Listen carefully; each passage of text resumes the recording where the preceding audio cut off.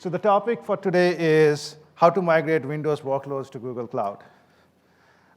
And this foundationally gets back to Google's principle of meeting our customers where they are and helping them migrate to Google Cloud and a more open, collaborative architecture for applications at their own pace and in a model that is more comfortable for them.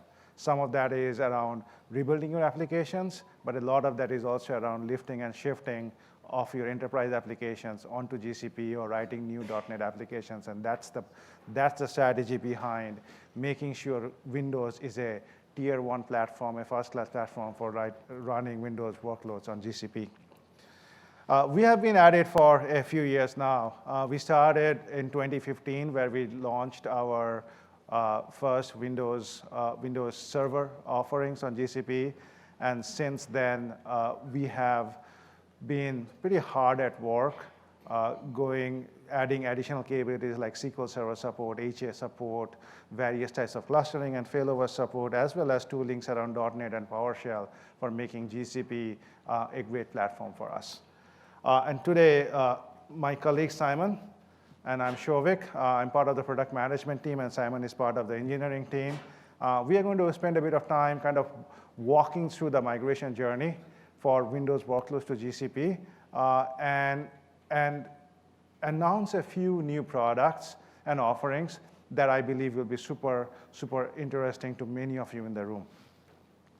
So first of all, I just wanted to thank you for literally tens of thousands of customers who are running Windows workloads on GCP. That may come as a surprise to a lot of you because we have been kind of creeping along with add features, getting customers along the way.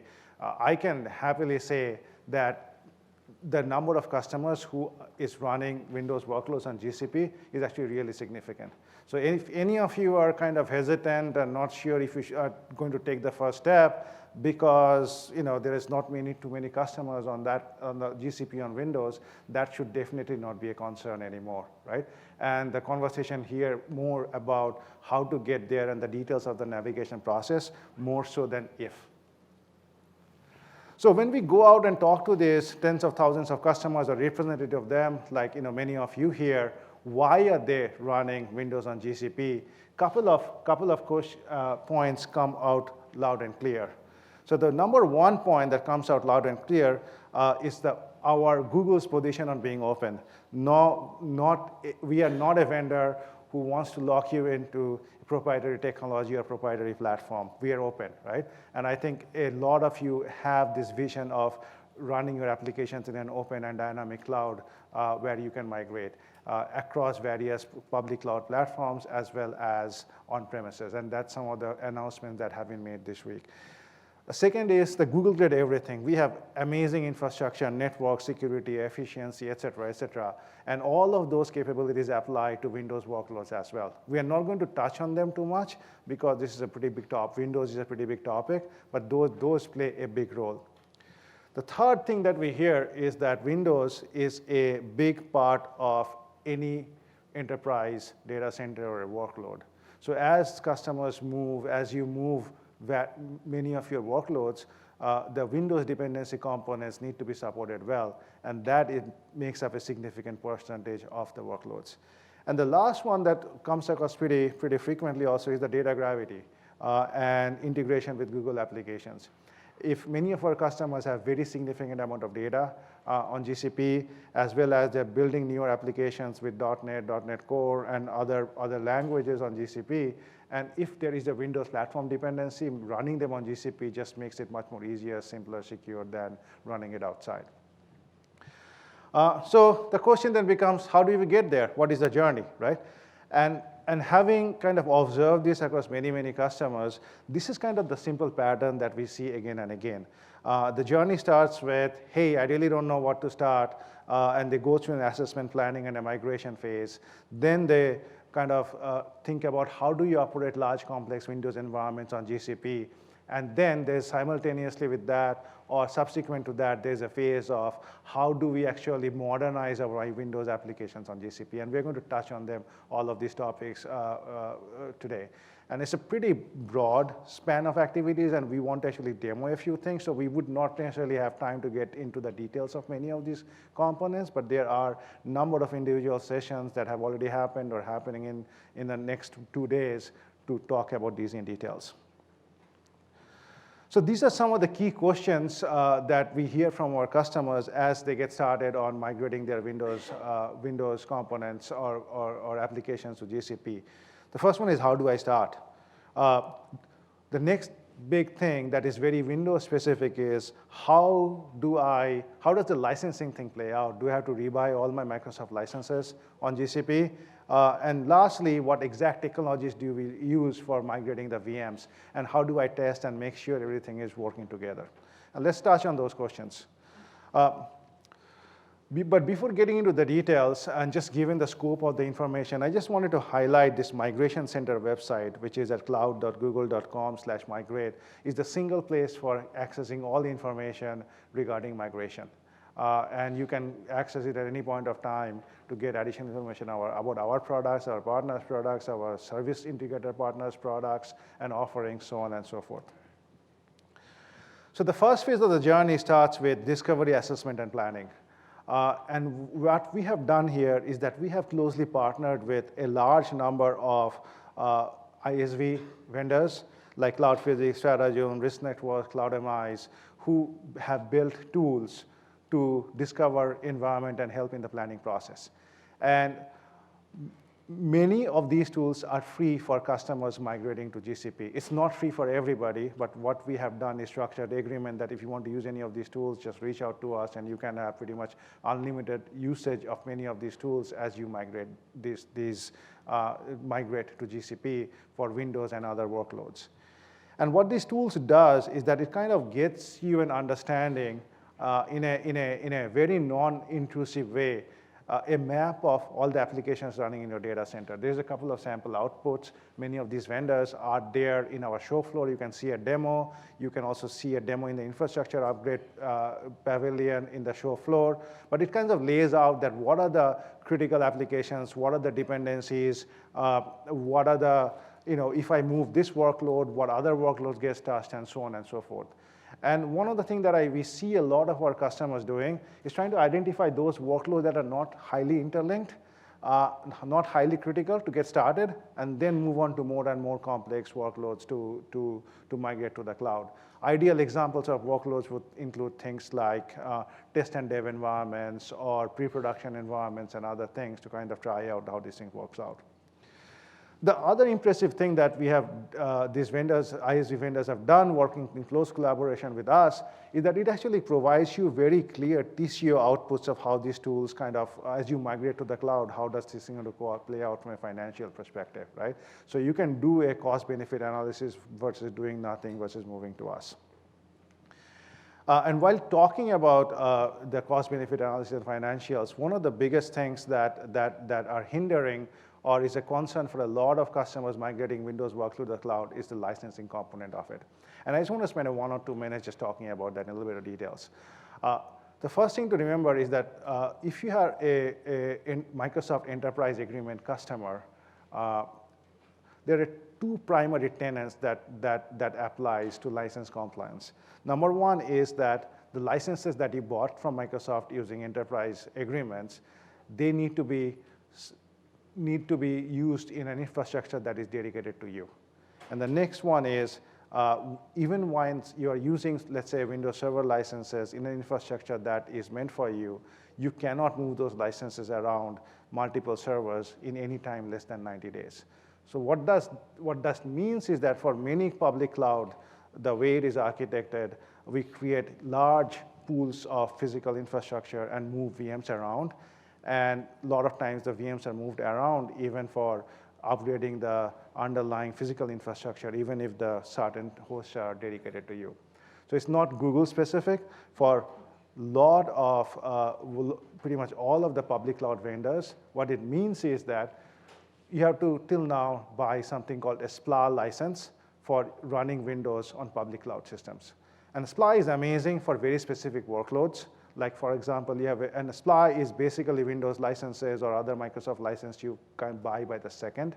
So it's very, very good for very high spiky usages where you are using something for 5 seconds for hundreds and hundreds of cores and don't use it for the year. It's very advantageous for those types of workloads to use SPLA. But on the other hand, if you have already like your basement full of Windows licenses or SQL Server licenses, and you don't want to spend money on rebuying those licenses, and they can be costly, they can be up to 60% of the price of a VM, it can become a prohibitive expense, right? So that has been historically a challenge. But I'm happy to announce that in Next, we have announced the beta of our sole tenant BYOL offering. And this is really, really exciting because it allows you to bring your enterprise license agreement into GCP.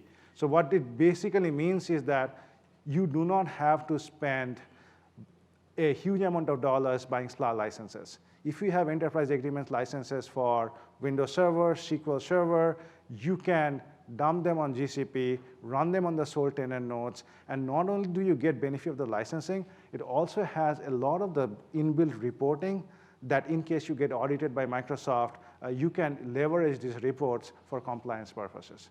And we have seen a huge amount of interest in the alpha and the beta customers we have been working with. So definitely, encourage you guys to try it out and figure out, dig into this a little bit more.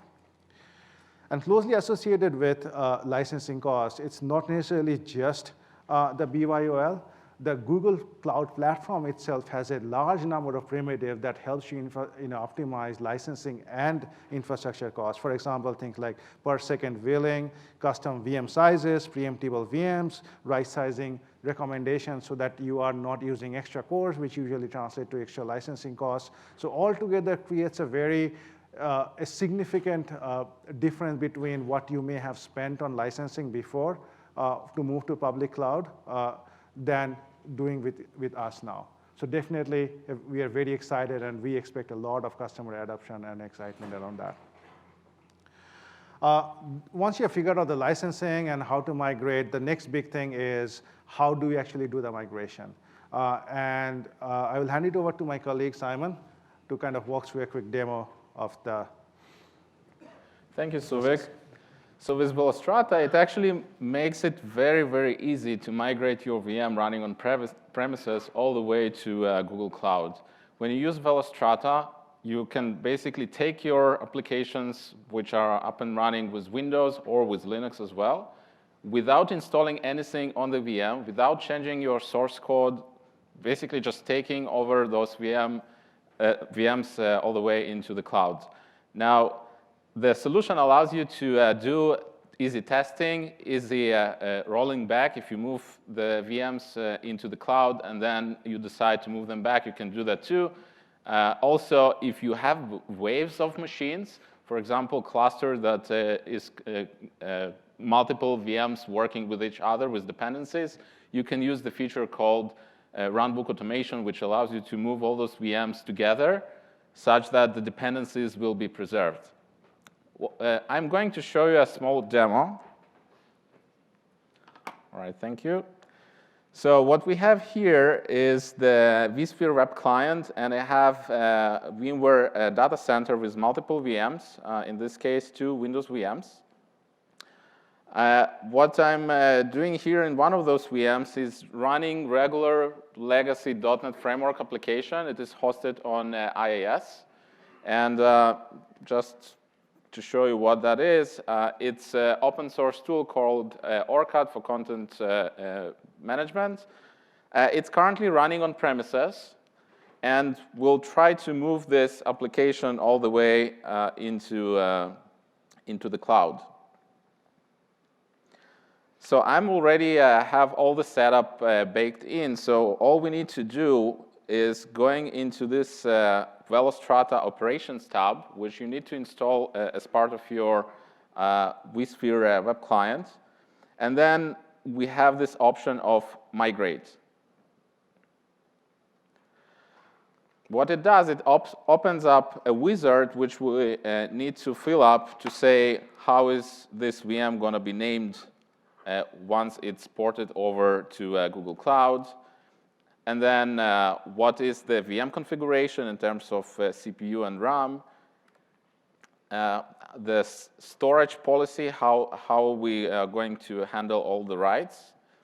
And then the networking. In this case, I'm going to create an ephemeral IP address so that we can try and access this VM on Google Cloud later on.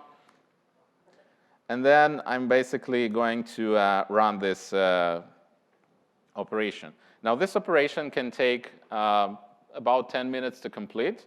But what we will see eventually is I already have one of those machines moved. I moved the Win1 when we just started this presentation. So I can show you that this VM1 is actually accessible through the external IP address on Google Cloud. This is the machine. Okay, and all the effort that I had to do is just install the VMware extension for Velostrata and also install the server-side part of Velostrata on my project at Google Cloud, and then create the VPN interconnect between the on-premises and the cloud.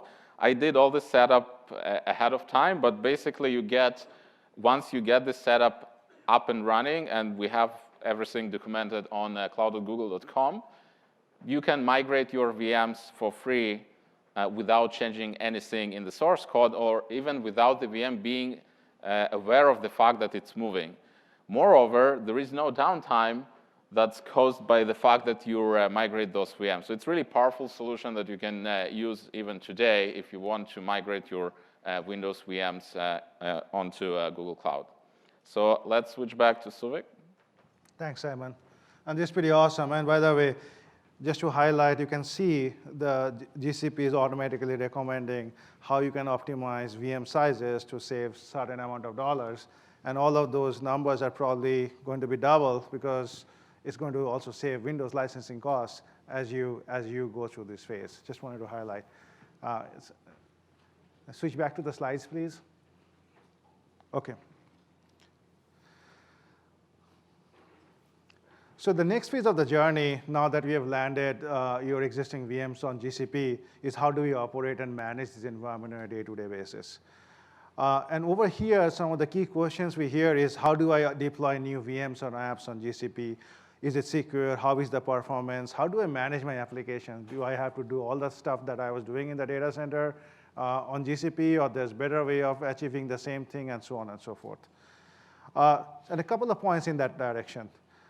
So once you have migrated, you may have needs for new VMs and new applications to be spun up.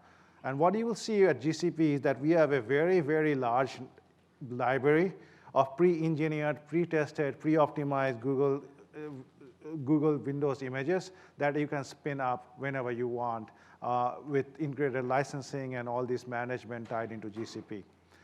In case you can't find this exactly what application you are looking for, what you will also find is a large number of prepackaged applications as images that are available in our marketplace. And the billing, the licensing, the usage are all tied to your overall GCP account. So it's really, really easy for you to spin up applications that you might want from ISV vendors, as you can see over here.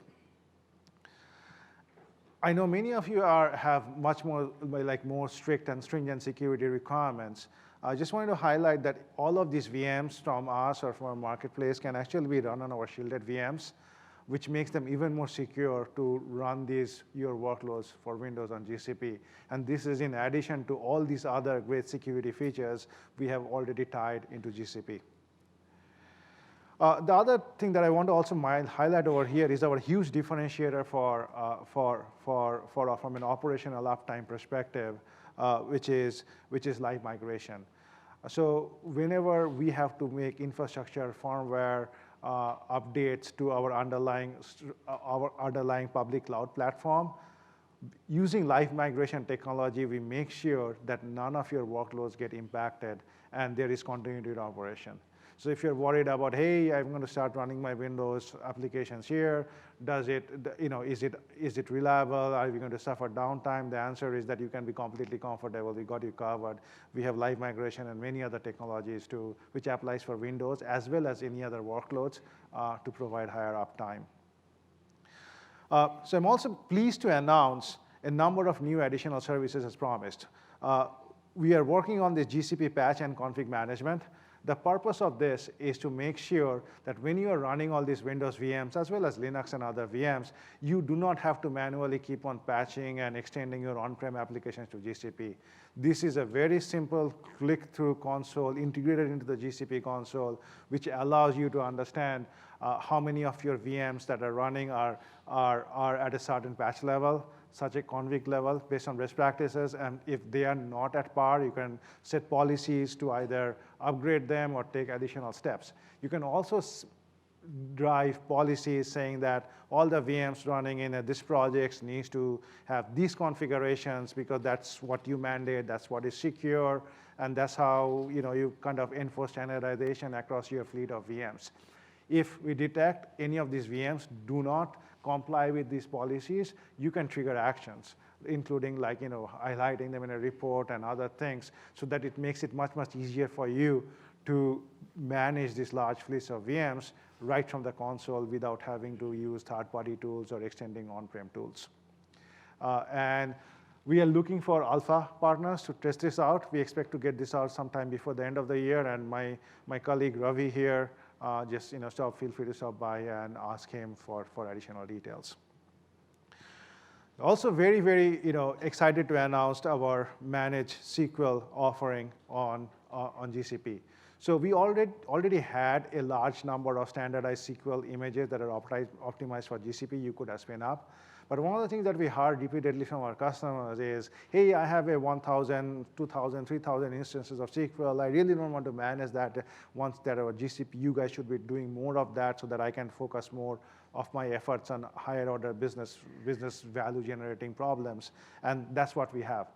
So you can actually spin up these SQL VMs, and we will manage them for you under an SLA. It's fully compliant to Microsoft work environments and takes another load off you. Very similar to SQL, AD is another integral part of GCP. And we already had AD service, but we are happy to launch the beta, or coming soon for the beta for the managed AD service. And I will hand it over to my partner, Simon, again, to kind of walk through that and show you a quick demo. Thank you, Souvik. So with managed service for Microsoft Active Directory, what you get is Microsoft Active Directory, but hardened and managed by Google. You get the system configuration, patching, replication, all of those hassles that you typically need to deal with when you manage Active Directory yourself.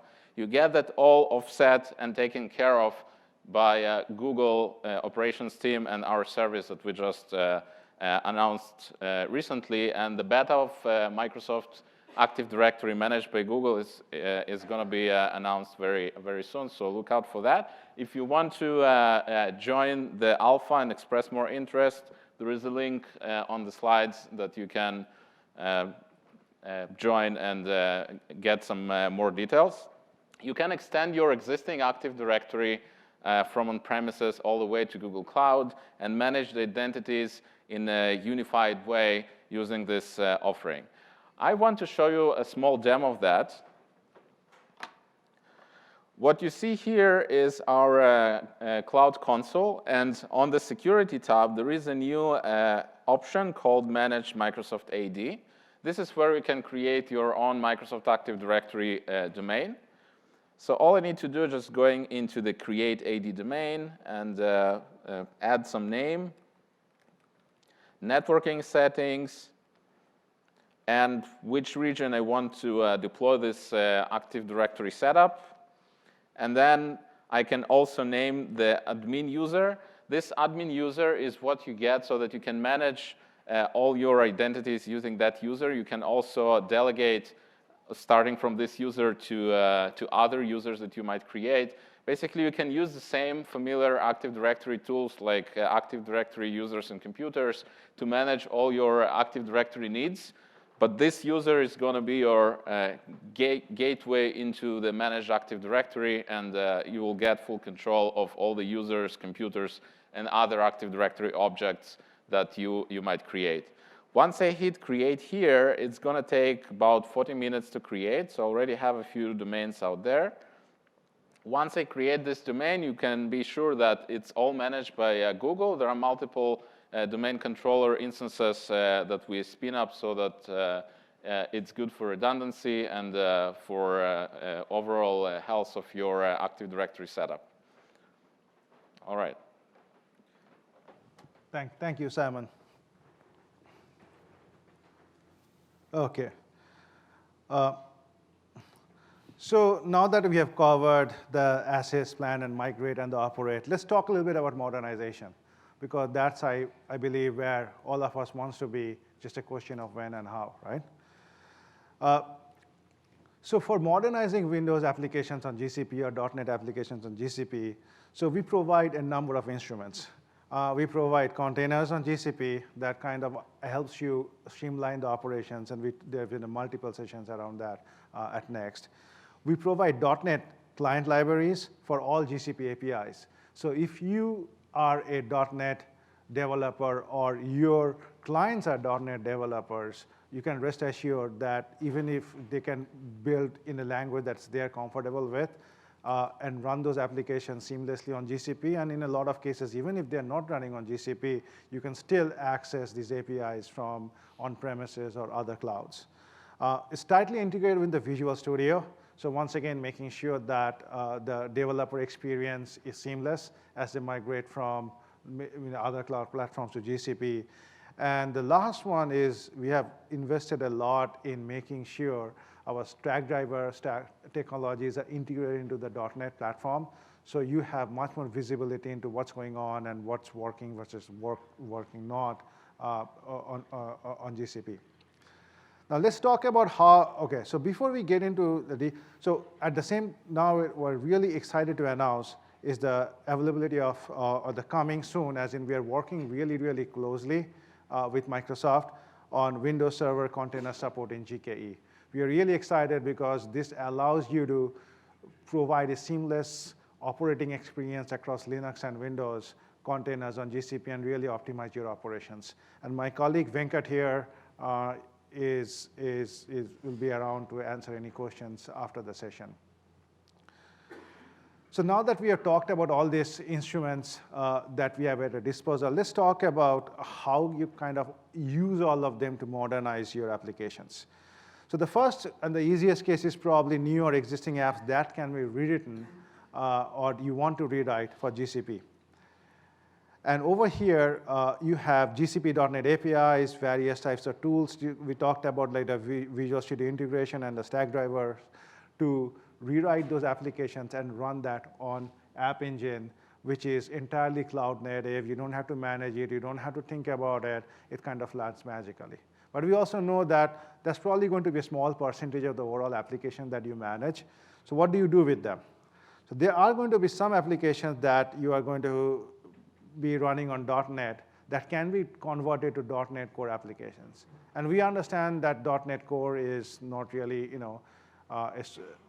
as expansive as to write all applications, but a certain set of applications you can migrate. And what you can do is that as you re-architect your applications to .NET Core, you can actually run .NET Core on a Linux on a GKE server. So what happens is your overall operating platform is now much more open because .NET Core can run on Linux, and it's moving more and more towards open source. Now, there are going to be a set of applications where you can't convert to .NET. This may be traditional .NET applications, maybe even Windows 32 applications. What you can do there is convert them to GKE containers and run them on managed GKE service on Windows. So what happens is that you have not, it's not completely open. It's not completely scalable. You still have a Windows footprint there, but you have actually taken a lot of the pain away in custom management of the platform by making it part of the overall GKE solution. And finally, there are going to be Windows applications that can't even be containerized. Maybe they're really old or have some special quirks that stops it from being containerized. And for those applications, you can still move them to GCP like we talked about, and you still get all the benefits of managed services, licensing, things like managed instance groups that makes it easier for you to scale up and scale down the resource usage and so on and so forth. And hopefully, initially when you will start, most of the applications that you have are going to be in the bottom part of the slide. But as time goes by, you kind of start moving apps more and more up the stack. And at some point of time, you're in a much more free and open world than you are right now. Okay? So that's how this thing hangs together. And I would hand over to my colleague for the final time to kind of show a demo of how all these things work together. Thank you, Souvik. So can you switch back, please? All right, thank you. So we are going to see a demo how some of the tools that Souvik mentioned earlier for modernization are playing together when you develop your .NET or .NET Core application. In order to understand the demo, we thought it's going to be very useful to see the storyboard first, and then we actually will go through the demo. So at first, we'll see application which is quite typical once you start modernizing your .NET framework to .NET Core. This is the application with 3 layers. You have front end, talking to a back end, talking to a database. All those are microservices that run on Kubernetes cluster on a managed GKE. And there is a problem there. In order to understand and diagnose the problem, we'll use tools such as Stackdriver Debugger with log point support for .NET Core. And we'll try to spot the problem. We'll then make an update into the code using the tool that we are happy to announce today called Cloud Code for Visual Studio Code with .NET Core support. And then after the deployment using that tool is complete, we'll see that the application is all up and running again on Google Cloud. So now let's please switch back to my laptop. What you see here is the guestbook application that I just mentioned earlier. So you can type some text, and then you should be able to post this text into the guestbook, which should store it eventually in some database. But it takes some time, and apparently doesn't work. So probably it happened to some of you in the past that it works on my machine, but when I move it to a different environment, it stops working for some reason. So the problem might be not necessarily relevant to the code, but more so relevant to the changes between different environments. And so we want to understand what the problem is. So I opened the tool called Stackdriver Debugger.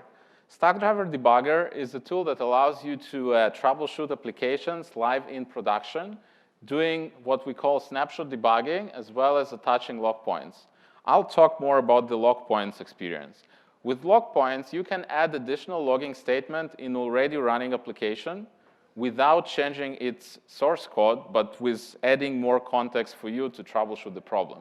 What we'll do here is adding a statement on line 46. This is the code of the application that you saw earlier. I'm adding a log point. I can make it conditional, but I'll just, for simplicity, will add it with always true statement. And I am going to run to write backend addr equals, basically there is a variable on line 46. It's sending a request to a backend, but I don't know what backend address is that. So for that, I'll try to print that value into the log.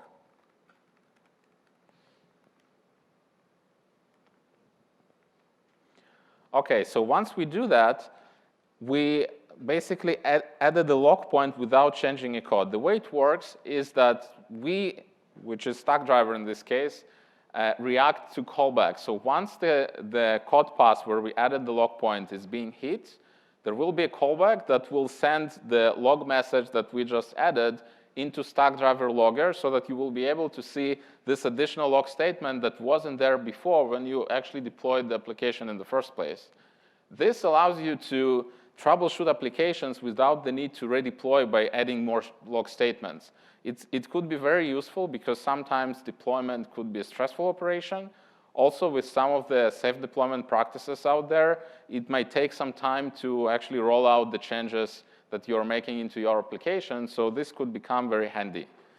So let's try to execute this application again. And so by refreshing this page, I'm actually trying to execute the same code path where we added the log point. And so now, if we refresh, we should see that it actually added this log statement, backend ADDR equals, and this is the actual value of the variable, which wasn't known before. So you can see here that there is a typo in backend, and this is likely why the application is not working. Now, I want to deploy a change which will fix this application. So for that, I will use a tool called Cloud Code for Visual Studio Code. This is the new extension that we are pleased to announce today. It supports 4 programming languages out of the box, and .NET Core is the 5th language that we add to that. With this extension, you can browse your Kubernetes cluster objects, see what pods and deployments and other objects you have. You can connect to specific pods for troubleshooting. You can get more details about what's currently deployed and where without memorizing all the kubectl commands for managing and working with Kubernetes clusters. So it really streamlines the inner and outer loop of your development experience. So let's make a change here and change backend to backend. And then I want to deploy it. In order to deploy, all I need to do is starting a new command, which is cloud code deploy. What this will do, it will ask me what profile do I want to use. So this extension supports multiple profiles, and you can think about profiles as different environments that you might have in your application. So maybe I want to deploy to my local machine and see if it works, but I can also choose a different environment. In my case, I choose to actually deploy it into a Google Cloud. And what happens now, as I speak, is that the application is packaging all my code, pushing it into GCS bucket, and then we are going to invoke a tool called Cloud Build, which will try to build all the code of my application, create a container image, and then push that container image into my cluster. All of that is going to happen completely automatically without you needing to deal with all of the small pieces of how do I build, how do I debug, and how do I deploy. It's all taken care of by this tool. Now, the deployment by itself can take a few minutes here, so we'll just let it run. But what I wanted to show is basically how handy this tool can become in your inner loop when you try to develop your application and repeatedly debug and deploy them all the way into the cloud. So to just sum up what we saw today, we actually can develop applications using .NET Framework, move them all the way to Google Cloud with Velostrata. And then if we want to modernize, we can move to .NET Core, use any of Google Cloud's public APIs using .NET Client libraries, and then use tools such as Stackdriver Debugger with log point support and Visual Studio Code extension called Cloud Code with .NET Core support to be able to build, debug, and deploy your modernized application on Google Cloud. Okay, so that's all I have, and I'd like to hand over back to Souvik. Thank you, Simon.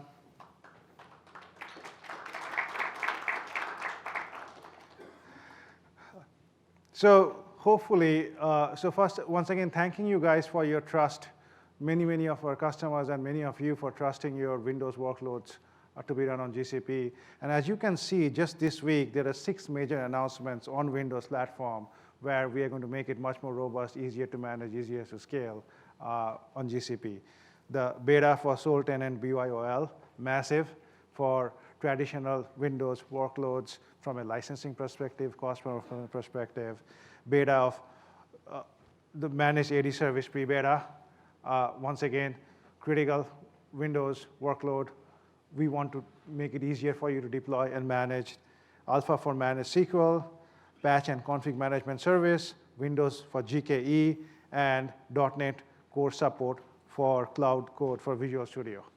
And again, as you can see, we have trying and we have executed on and giving you everything you need from migrating, operating, and modernizing our applications, and this is just the start. And many more exciting things are going to come, but you don't have, and those are all going to add on to make us a better and better platform to modernize your applications. So these are some other sessions that will be of interest. Some of them actually has happened, but you can find their recordings on YouTube and many other platforms. And we'll really appreciate your feedback.